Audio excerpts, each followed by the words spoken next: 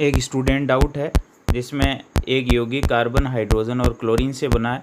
इस यौगिक के 14.7 ग्राम को CH2O के साथ गर्म करने पर 26.4 ग्राम CO2 और 3.6 ग्राम H2O बनता है, निर्मित होता है। और सिल्वर नाइट्रेट यानी AgNO3 या HNO3 के साथ अभिकृत करने पर 28.7 ग्राम AgCl बनता है। तो ये यौगिक का अणु सूत्र ज्ञात करना है और यौगिक का अणु भार दे रखा है 147 ग्राम। तो इस प्रकार को जो सवाल है इसमें कार्बन का परसेंटेज भी नहीं दे रखा आपको, अणु सूत्र ज्ञात करने के लिए हाइड्रोजन का भी नहीं दे रखा और क्लोरीन का भी नहीं दे रखा। तो फिर वहाँ से तो इसके लिए मात्रात्मक आकलन की जो मेथड्स हैं अलग अलग, उन मेथड सूत्र ज्ञात करने, सूत्र से प्रतिशत ज्ञात फॉर्मूला अपने पास है। और ये ऑर्गेनिक केमिस्ट्री के चैप्टर से संबंधित है, पार्ट सेकंड से, क्लास 11 में। तो उससे अपन सूत्र से जो है वो प्रतिशत निकालेंगे और प्रतिशत निकालने के बाद ये अपना फॉर्मूला अणुसूत्र निकाल लेंगे। तो आइए शुरू करते हैं इसका सॉल्यूशन। ये थोड़ा अलग टाइप का सवाल है। अब देखो, कार्बन का प्रतिशत निकालने का फॉर्मूला है अपने पास, वो है 12 into M2 into 100/44 into M। अब यहाँ M2 और M अपने को कार्बन का परमाणु द्रव्यमान, ये CO2 का आणविक द्रव्यमान, M2 और M ध्यान में होना चाहिए। और 100% निकालने के लिए है तो CO2 का द्रव्यमान सवाल में दे रखा है, M2 है CO2 का द्रव्यमान, वो दे रखा है 26.4 ग्राम। और M है यौगिक का द्रव्यमान, वो यौगिक कितना है 14.7 ग्राम है। तो ये अपन दोनों फॉर्मूले के अंदर रख देते हैं। देखो, रखने के बाद ये 12 फिक्स है, ये 26.4 रख दिया, ये 100, ये 44, ये 14.7। तो आंसर आ जाता है अपना कितना, 48.97%। तो कार्बन कितना प्रतिशत है, कार्बन का प्रतिशत है 48.97%। तो ये कार्बन का परसेंटेज इस तरीके से इस फॉर्मूले की सहायता से निकाल लेंगे। आगे बढ़ते हैं। हाइड्रोजन का प्रतिशत निकालने का फॉर्मूला देखो, 2 into M1 into 100/18 into M।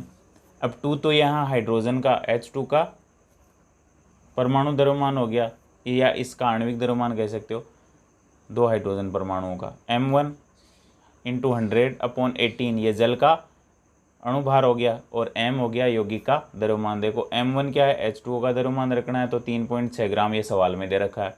यौगिक का द्रव्यमान ये 14.7 ग्राम यौगिक है, ये भी फिक्स दे रखा है अपने को, तो रख दो। 2 फिक्स है, 3.6 ग्राम H2O का द्रव्यमान हो गया, इंटू 100 हो ही गया, प्रतिशत निकाल लेंगे। 18 जल का आणविक द्रव्यमान हो गया और 14.7 ग्राम हो गया यौगिक का द्रव्यमान। तो प्रतिशत आ जाएगा 2.72%। किसका, हाइड्रोजन का।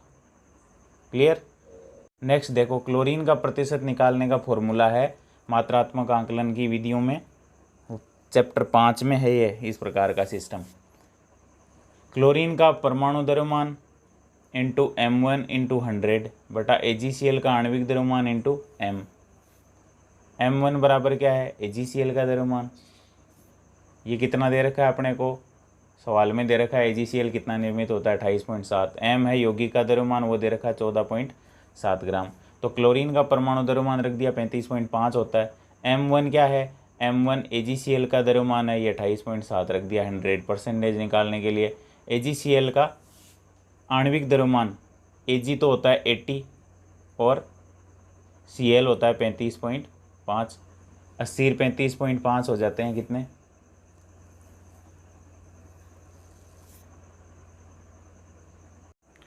सॉरी 180 नहीं 108 सिल्वर का होता है परमाणु द्रव्यमान 108 और 35.5, तो ये हो जाएगा 143.5 और ये यौगिक का द्रव्यमान हो जाएगा 14.7 ग्राम। तो AgCl आ जाएगा अपने पास। AgCl ये जो है वो 108 है, इसको थोड़ा सा ये गलत प्रिंट हुआ है, तो ये हो जाएगा 143, 108 प्लस 35.5 143। तो इसको कैलकुलेट करेंगे तो ये 48.29% आ जाएगा क्लोरीन। क्लोरीन का परसेंटेज आ गया, हाइड्रोजन का आ गया और कार्बन का परसेंटेज आ गया। तो अब देखो नेक्स्ट स्टेप हो गई, देखो कार्बन, हाइड्रोजन, क्लोरीन, इनके प्रतिशत आ गए 48.97, 2.72 और 48.29।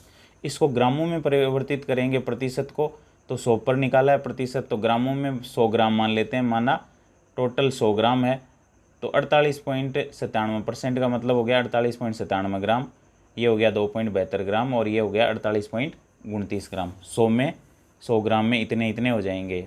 अब ग्रामों को बदलेंगे अगले स्टेप में मोल में, पहले प्रतिशत, प्रतिशत को ग्राम में, ग्राम को मोल में, और मोल में बदलने के लिए ग्रामों में द्रव्यमान बटा उसके परमाणु द्रव्यमान का भाग दे दो, तो कार्बन के मोल आ जाएंगे 48.97 बटा 12, तो ये आ जाएंगे 4.808, ये आ जाएंगे 2.72, हाइड्रोजन का परमाणु द्रव्यमान 1 होता है तो 2.72, और ये हो जाएगा 48.29 बटा 35.5 होता है किसका, क्लोरीन का परमाणु द्रव्यमान, तो ये हो जाएगा 1.36। अब इसे निकालते हैं सरलतम अनुपात। सरलतम अनुपात निकालने के लिए क्या करते हैं, सबसे छोटी संख्या जो है उससे सभी को डिवाइड कर देते हैं। देखो 4.8 को क्या कर दिया 1.36 है, 2.72 को 1.36 है और 1.36 को 1.36 है, तो इसका भाग लगभग 3 बार जा रहा है, इसका 2 बार जा रहा है और इसका 1 बार, ये सरलतम अनुपात आ गया। और ये परमाणुओं का सरलतम अनुपात ही क्या कहलाता है, मूलानुपाती सूत्र कहलाता है। क्लियर।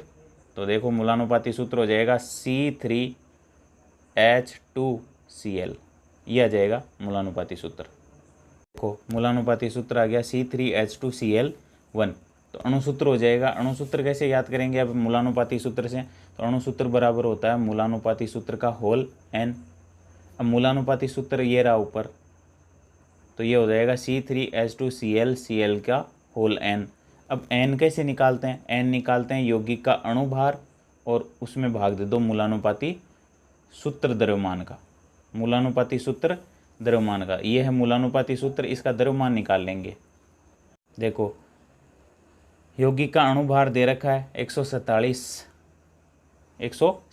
ग्राम, मूलानुपाती सूत्र द्रव्यमान हो जाएगा 73.5, इसमें 3 तो कार्बन है, तो 3 कार्बनों को 12 × 3 36, 2 हाइड्रोजन है 38 और 1 है क्लोरीन 35.5, तो ये 36 36 72 और ये 2 हैं, तो 73.5 आ जाएगा इसका टोटल। अब 73.5 आ जाता है, तो ये तो है 147, ये है 73.5, डिवाइड कर दो तो n की वैल्यू कितनी आ जाएगी 2। देखो n की वैल्यू कितनी आ गई 2, 147 डिवाइड बाई 73.5, तो वैल्यू आ जाएगी 2।